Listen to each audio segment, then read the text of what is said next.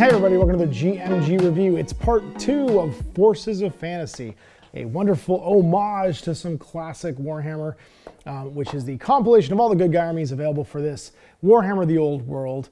And this part is going to focus on the Empire of Man, possibly the second most exciting thing for me in here because I have a huge collection of classic Empire miniatures that I'm very excited to rebase or base in a new way, paint up, and have as my army. So again, this is an interesting one because a lot of what made the Empire army kind of like unique previously is the detachment rule, which is now baked into the actual core mechanics of the game of Warhammer Fantasy Battle, or the Old World. And so there's no army special rules for these guys. It's just all in the rulebook. They do get access to battle magic, which is pretty cool, and also in the rulebook itself. For their wizards, but they can take demonology, dark magic, elementalism, illusion, and necromancy. And you can check out the reviews for the Ravenous Hordes for demonology, dark magic, elementalism, illusion, and necromancy for the various armies that would be related to that. So like you can look at the Chaos Warrior one if you want to see battle magic, demonology, and dark magic. If you want to see elementalism, check out the Beasts of Chaos or the Wood Elves one. If you want to see illusion, you can check out Wood Elves as well. And for necromancy, check out the Tomb Kings. It's too much to go through for one review, but there will be reviews of the magic spells in there. So again, standard core disposition for the army itself. You can have up to 50% of your army on a set of characters, 25 at least on core, 50 on special, 25 on rare. 20% on mercenaries. Dwarf and mountain holds are just pure allies for you. And the Kingdom of Bretonnia as well. The Wood Elves can be allied but are suspicious. No High Elf allies, which is kind of strange because they teach the men magic. It's a bit weird. So for your character allowance, 0 to 1 General of the Empire Grand Master per 1,000 points. 0 to 1 Lector of Sigmar or High Priest of Ulrich per 1,000 points. And then Captains, Wizard Lords, Master Mages, Chapter Masters, Witch Hunters, Priests of Sigmar, Priests of Ulrich, and Empire Engineers. And 0-1 War Altar of Sigmar can be taken as a mount for Lectors of Sigmar. 25% of your army has to be on 0-1 unit of Veteran State Troops per 1,000 points, State Troops, State Missile Troops, Free Company Militia, Empire Archers, and Empire Knights. And then 50% of your army can be spent on 0-1 unit of Inner Circle Knights per 1,000 points, Empire Greatswords, Pistoliers, Outriders, and Demigryph Knights, 0 to 3 War Machines from the following list, Great Cannons and Mortars per 1,000 points. And then up to 25% can be on Flagellants, 0 to 1 War Machine chosen from the following list per 1,000 points. Hellblaster or a Rocket Battery, and 0 to 1 Steam Tank per 1,000 points. They're not as rare as they used to be. 25 points, a captain can be made a Battle Standard Bearer. So pretty standard. My goal here for this review is I am going to talk about base sizes, general overviews of the like the command abilities and stuff like that, but you're not going to see, if you've played Warhammer before, and that's what this review is for, people who've generally they're interested in diving back in or have some familiarity with Warhammer in general. I'm not going to go line by line through the whole army list. I'm going to try and give people a leg up on if they've got a collection out there and they want to get some bases together and start putting stuff, generally like together to build the army, then they'll have access to it. A lot of this stuff was available relatively recently, like the Battle Wizards and stuff in plastic, the State Troops for this is Sigmar. So there's a relative, I think, pool of accessible miniatures still for this army, and really you just need to rebase it. So Generals and Captains of the Empire, usual core stat line for them, Weapon Skill plus Skill 5, Strength Toughness 4. Biggest difference is Initiative, Wounds and Attacks, and Leadership for the Captain. They can have all the various weapons, so hand weapons, additional hand weapons, great weapons, halberds, lances, handguns, longbows, pistols and braces of pistols, shields, heavy armor, full plate, and then you can take 100 points of magic items on a general and 50 points on a captain. They get the Hold the Line rallying cry. This character, any unit that they have joined, automatically pass any panic test they're required to make. And they get rallying cry, which they can do for, it's basically an additional rally test in the start of turn phase for a unit in their command range. That's fleeing. Wizards and Wizard Lords, usual thing. Weapon Skill 4 on the Wizard Lord, which is nice, and Toughness 4. Other than that, you get an additional attack and wound on him for the versus the Master Mage. Like I said, 6 different Lords of Magic available: Battle Magic, Demonology, Dark Magic, Elementalism, Illusion, and Necromancy. You can buy up to a level 4 Wizard for the Wizard Lord. and they can take 100 points of magic items, and they get magic resistance -1 and magical attacks baked in, which is kind of cool. That core human stat line is going to be pretty much everywhere else for all the state troops, so that just 3s across the board. And the same with like that captain stat line is going to be pretty much the same for the witch hunter. You've got the Grandmaster with a better weapon skill than the general, but a worse ballistic skill and a better initiative. Leadership 9, 4 attacks. He can take that sweet Gromroll, or not Gromroll, full plate armor, and he can be mounted on a Demigryph, a Pegasus, or a Barded Warhorse. But no Giant Griffin. The Griffin and Royal Griffin are the generals only. And they are Master of Battle. If this model unit joins the unit of Empire Knights, Inner Circle Knights, or Demigryph Knights, they become immune to psychology. Should they ever leave the unit, they lose that rule. That is a old school Empire rule. That goes all the way back to here, I'm pretty sure. This book's got that, even older. I'm pretty sure my 5th edition Empire book has that rule in it. Witch Hunters get immune to psychology, killing blow, and suffer not. Each Witch Hunter in your army must have one of the following specialisms. It's either the Witch, the Revenant, the Mutant, or the Demon. It makes you hate wizards if it's the Witch and get magic resistance -2. If it's the Revenant, you hate undead and get flaming attacks. If it's the Mutant, you hate Warriors of Chaos and Beasts of Chaos and get magic resistance -1. And if it's the Demon, you hate demonic models and get the magic attack special rule. I love that. I love that they get that. And then Warrior Priest of Sigmar. Again, everything's on a 25 by 25. If you are light cavalry, you're on a 25 by 50. And if you're heavy cavalry, you're on a 30 by 60. So the Warrior Priest of Sigmar can get all the different weapon options, like additional hand weapons, great weapons, and shields. Can have light and heavy armor. Maybe mounted, which I think it's only on a warhorse though. A Lector of Sigmar can purchase up at 100 points of magic items, and then a Priest of Sigmar can have up to 50. They get magic attacks, magic resistance -1, and prayers of Sigmar. During the command subphase, this character may attempt to invoke Sigmar's blessing by chanting a single prayer from the list below and making a leadership test. If it's passed, the prayer takes immediate effect.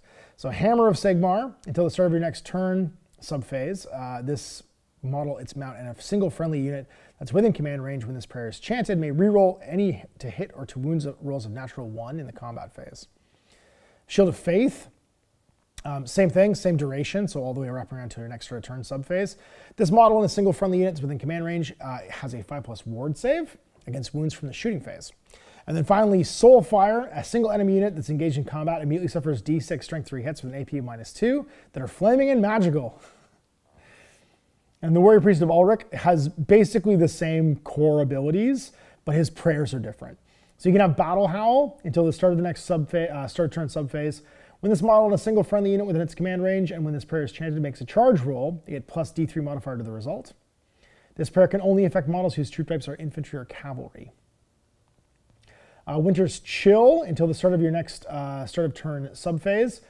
Any enemy models that direct its attacks against this model, its mount, or any units joined in the combat phase must reroll natural hits of 6. You become Nurgly.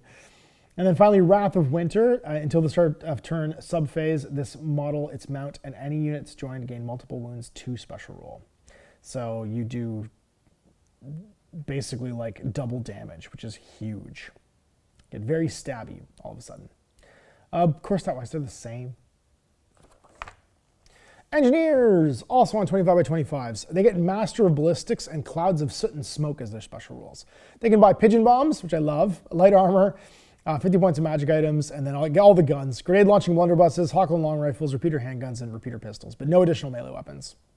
But you can buy light armor instead of just pantaloons. They get Clouds of Soot and Smoke first. This model is considered to be behind full cover while it's within 3 of a friendly unit whose troop type is War Machine. And then Master of Ballistics, unless this model is fleeing or engaged in combat. Once per turn, a friendly Empire War Machine within its command range can either use its ballistic skill or reroll an artillery dice. So the same like crew bonus. And then character mounts. The general can ride an Imperial Griffin. Any other captain of the Empire can ride a Barded Warhorse, Empire Warhorse, a Pegasus, Demigryph, or Griffin, which is the 50 by 50 mil Griffin. The 60 by, I think it's 100 is the Imperial Griffin. It's the one that's the AOS Griffin now. And then 40 by 60 for Pegasus, which is the Pegasus Knight. If you use the Pegasus Knights from the Bretonnians, that's the base that they come with now. The Demigryphs, they're on 50 by 75s. The Empire State Troops, 25 by 25. The Empire Warhorse is 30 by 60, like I said. Bride Warhorse is 30 by 60. And then your State Troops, that usual classic stat line of all threes. Movement 4, all threes, and then Leadership 7. They have the detachment special rule. So close order detachment, regimental unit, and veteran State Troops have close order detachment, regimental unit, and veteran.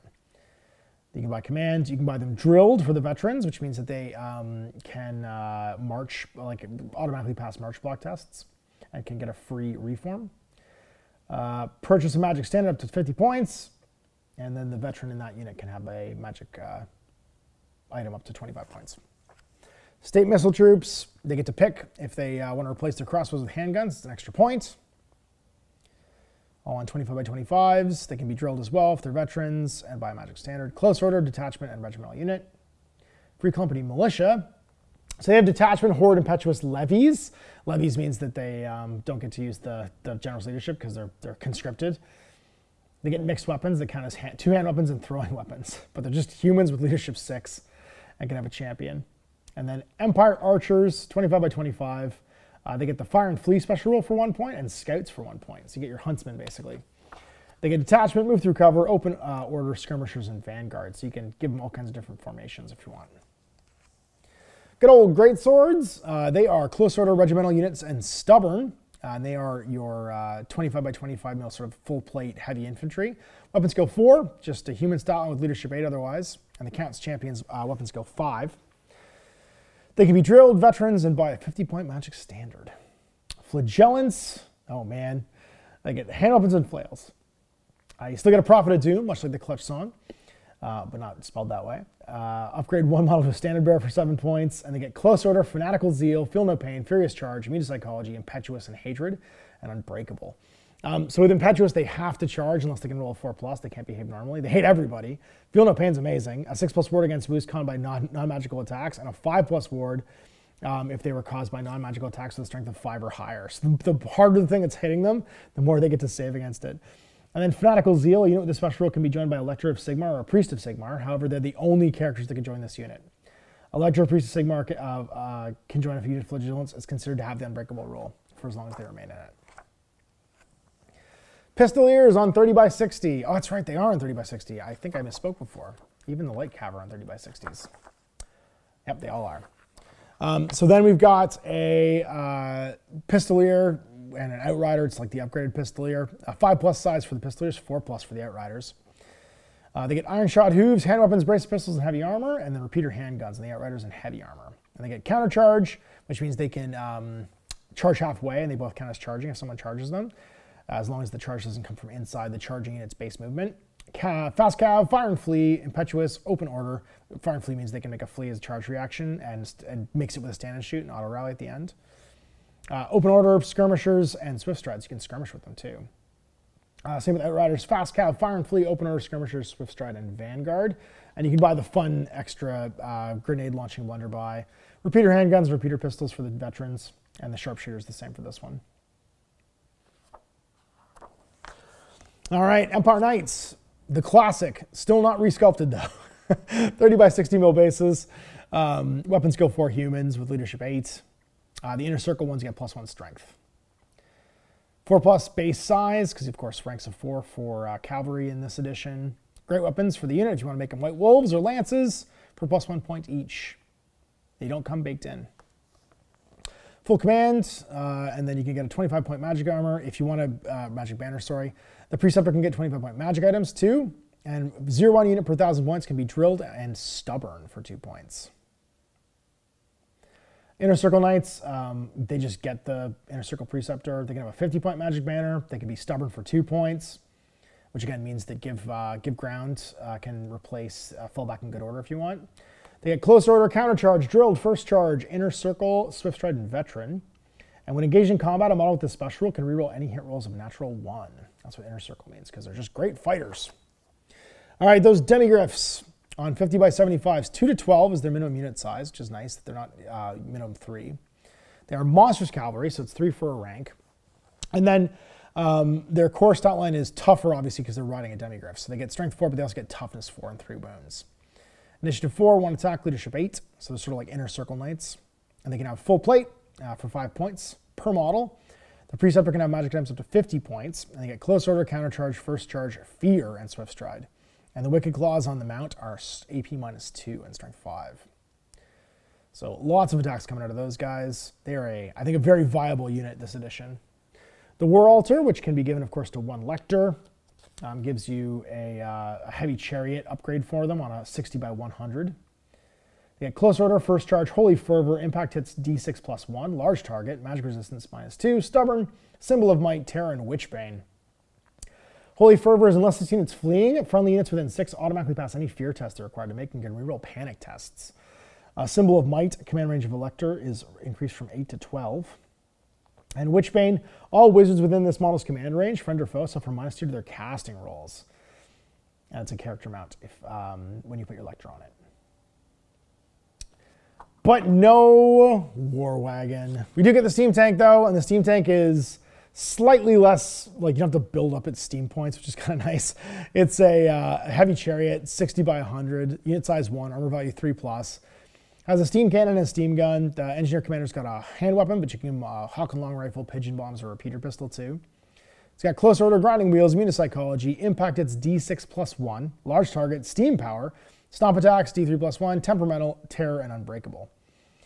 Stomp attacks made by a Steam Tank have an armor-piercing characteristic of -2. However, this rule cannot be used against models who are behemoths. They're just too large to get ground down. In addition, and unlike other chariots, this model treats low linear obstacles as open instead of impassable. So it just grinds over them. And then Steam Power. Steam Tank cannot march. Instead, you must make a Steam Power roll and add the result of the model's movement characteristic. To make a Steam Power roll 2d6 and discard the lowest. The higher results Steam Power roll, if both dice are the same, then discard either one. And so your movement 4, but you just add the Steam roll to it. It's temperamental, though. If a natural roll is rolled for either the dice when making a Steam Power roll or a charge roll, the pressures reach dangerous levels, and if not quickly released, will cause irreparable damage. Choose one of the following. Either Bang, the crew ignores the building pressure and you take a wound, or Fwee, amidst bellowing clouds of steam and ear-splitting whistle, the pressure is released, rendering the Steam Tank immobile. It halts immediately and can't move any further for the remainder of the turn. However, if natural 1 is rolled for both dice, the pressure is too great to be released, the Steam Tank loses a single wound and halts immediately, and it cannot move again for the remainder of the turn. You got your Steam Cannon, it's 24-inch range, strength 8 -2, armor bane 2, so on a 6 to hit, it's a additional -2 AP. Cannon fire, cumbersome, multiple wounds D3. It shoots like a cannon using the cannon fire special rule. If a misfire is rolled during step 2, it just loses a single wound instead of rolling on the misfire table. And then finally the Steam Gun. It's strength 2 breath weapon, and no armor saves are permitted, but you can make regenerates and wards. All right, Griffins. The basic Griffin is 50 by 50. It's the old Griffin model, or you could maybe convert the one from Island of Blood. And then the big 60 by 100 is the new double-headed Griffin. The base one's +1 toughness, +3 wounds, and then you get its attack profile, +1 toughness, +4 wounds for the Imperial Griffin.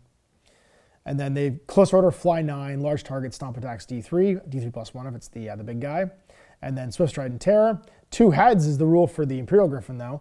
He's got Wicked Claws and a Serrated Craw, so the 2 heads gets a + modifier to its attack characteristic. You have to buy it 2 heads, though. And then Great Cannons. They're Great Cannons with special rule for skirmishers. You can buy them veterans for 10 points. Same with the Mortar. They're outlined in the rulebook. Hellblaster Volley Gun. It is a War Machine on a 50 by 70, 75, sorry, instead of a 50 by 50, which I think these ones are. No, they're both 50 by 75. I'm surprised the Mortar is because it's not long. 50 by 75, and then 25 by 25 for the crew. The skirmishers. The Hellblaster has a 24-inch range, strength 5, -1 AP, armor bane 2 on a 6 to hit, cumbersome, Hellblaster, move or shoot. And then Hellblaster is, when making a Hellblaster volley gun roll 3 artillery dice before making any rolls to hit. The number of shots is equal to the total of those 3 dice. If misfire is rolled on 1 artillery dice, all shots fired are -1 to hit. If misfire is rolled on 2, no shots are fired and a critical fault occurs. Roll immediately for the appropriate misfire table to determine exactly what. And if a misfire is rolled on all 3, it goes off with devastating effect. It fires 30 shots, but is destroyed and immediately removed from play, and they're all at -1 to hit. Then we got Hellstorm rocket batteries, which are, again, 50 by 75. Hellstorm is a 12 to 48 cumbersome Hellstorm move or shoot. This weapon uses a number of 3-inch blast templates in the black powder misfire table. So they both fire black powder because obviously they're black powder weapons. Hellstorm, it launches a barrage of rockets high into the sky, passing over intervening regiments and over terrain. When shooting with this weapon, work your way through the following steps. Choose a target. No line of sight is required for this weapon. Instead, choose an enemy unit that is between its minimum and maximum range of the target, and place D3 blast templates that the central hole is each over that unit. And then number 2, scatter. Once each template's been placed, it will scatter, roll an artillery dice, and a scatter dice for each template in turn. If a misfire is rolled in the artillery dice, the rockets failed to launch. Once all shots from the weapon have been resolved, roll once in the appropriate misfire table for each misfire rolled. If a hit's rolled, use the small arrow above the hit symbol to determine the direction of the scatter, and move the template a number of inches equal to the roll of the artillery dice minus the crew's ballistic skill to a minimum of 0. If an arrow is rolled on the scatter dice, move the template a number of inches equal to the roll of the artillery dice in the direction the arrow points. And then damage any point model whose base lies underneath the template risks the hit, like a stone thrower. That's strength 3 -1. So it's like if you're fighting against big goblin units, it's the way to go. All right, magic items. So some classics here again, some good old memories from the old Empire Army books. We've got the Rune Fang. It is magic attack, strike first, so you get to the initiative 10 with it. You always wound on a 2+, regardless of the toughness of the target. And it's AP -2. So no more ignore armor saves and auto wound, but still pretty damn good for 100 points. Mace of Hellstrom, it's a hand cannon still. It has 2 profiles. If it's double-handed, you only make 1 attack, but it's strength 10 -5, multiple wounds D6. Otherwise, it's just a magical attack with your base strength. Sword of Justice for 50 points. You can reroll any failed rolls to wound. It's combat strength, AP -1, armor bane 1, magic attacks, multiple wounds 2. I still like the Sword of Justice a lot. The Dragon Bow, magic attacks, multiple wounds 2, strength 6 -2 at a 36-inch range for commanders of the Empire only, though. The Armor of Fortune, it's heavy armor with a 6+ ward and is immune to killing blow. If the model is stuck with killing blow, they're permitted armor and regeneration is normal. And if it's unsaved, they just take a single wound. The Armor of Tarnus is 35 points. Light armor, which can be purchased even by an Imperial Wizard. In addition, they get a 5+ ward save, and it can be combined, it can be bought even though they don't have an option for shields and barding. It's Wizard Warrior Tarnus' armor. The White Cloak, 30 points. The wearer of the White Cloak has a 5+ ward save against any wound, and a 3+ ward save against wounds that were caused by an attack that has the Flaming Attack special rule. The Jade Amulet, 25 points. Immune to killing blow. If the bearer is struck with a killing blow, their permitted armor and regeneration is normal. So another way of getting around killing blow. And then you've got Magic Standards, the Imperial Banner for 60 points. All friendly units within command range of the model carrying the Imperial Banner roll 3d6 when making fear, terror, and panic checks and discard the highest. The Griffin Standard, when determining the combat result, a unit carrying the Griffin Standard can claim a rank bonus of +2 for each rank beyond the first rather than +1. So not quite double, but pretty good. The Gleaming Pendant, single use, a unit carrying the Gleaming Pendant may reroll a single failed leadership test, but a break test is not a leadership test. And Banner of Duty, you may reroll any failed rally check for 10 points. Enchanted items, Laurels of Victory. When determining your combat result, each unsaved wound made by the bearer of the laurels is 2 instead of 1, for the purpose of your combat results. The Silverhorn for 15 points. Characters with the Swift Stride special rule only. The bearer of the Silverhorn and any unit they've joined can reroll the D6 when using the Swift Stride special rule. And then Shroud of Iron, and any unit they've joined has a 6+ ward save against wounds suffered by non-magical templates. So stone throwers and stuff like that. Arcane Item, the Book of Asher. The bearer of the Book of Asher increases the spell range by 3 inches, and unless they roll any natural double, can apply +1 modifier to casting and dispel rolls. However, if the bearer rolls any natural double in making a casting or dispel roll, the book is proven to be of poor reproduction, full of glaring errors, and the +1 cannot be applied to the roll. Wizard Familiar, 35 points, 0 to 1 per wizard. The owner of the Wizard Familiar may apply +1 to their spell rolls. And the Wizard Staff for 20 points. The bearer of the Wizard Staff gains a +1 modifier to their casting roll when attempting to cast an assailment or magic missile. And then finally, Weapons of the Empire from Nuln, the grenade-launching blunderbuss. It's cumbersome and ponderous with a strength of 4 and a -2 AP. And it causes D3 +1 hits against the target, and instead of just 1 if it hits. Hawk and Long Rifle can target specific models still, such as champions and characters. It's strength 4 -1, armor bane 1, cumbersome and ponderous. And that sweet, sweet Pigeon Bomb. Instead of making a shooting attack, model equipped with the Pigeon Bomb, choose an enemy unit within 24 and roll in the pigeon table before. 1 Bird Brain, it hits your own unit. 2 to 3 Fly Away Home, does nothing. 4 to 5 is a dud. The target suffers a single strength 5 hit with an AP of -2, and a 6 is a perfect delivery. Place a small 3-inch blast template so the central hole is directly over the center of the target unit.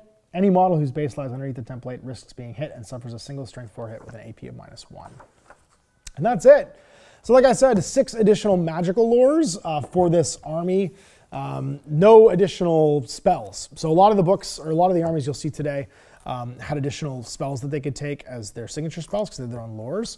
These guys just get access to 6 lores instead, which is huge because it's the Colleges of Magic before there's Colleges of Magic. So battle magic, probably the most versatile one, and then demonology, dark magic, elementalism, high magic, illusion, necromancy are the other colleges. Obviously they can't take demonology or WoW magic, so that works. But lots of other options here, and like I said, you can go and check out the review for the appropriate armies that they are the key feature for today to check them out, because otherwise this is going to be a very long review as I do 6 lores of magic. So that was it. Number 2 from the Forces of Fantasy. Next up is Bretonnians, as well as a look at the Arcane Journal Kingdom of Bretonnia book. And you can check that out in the playlists or up in the cards as we go through. So big thanks for watching. We'll see you for more GMG reviews of the Forces of Fantasy and, of course, the Ravening Hordes today. Till then, I'm Ash. Apple Gaming.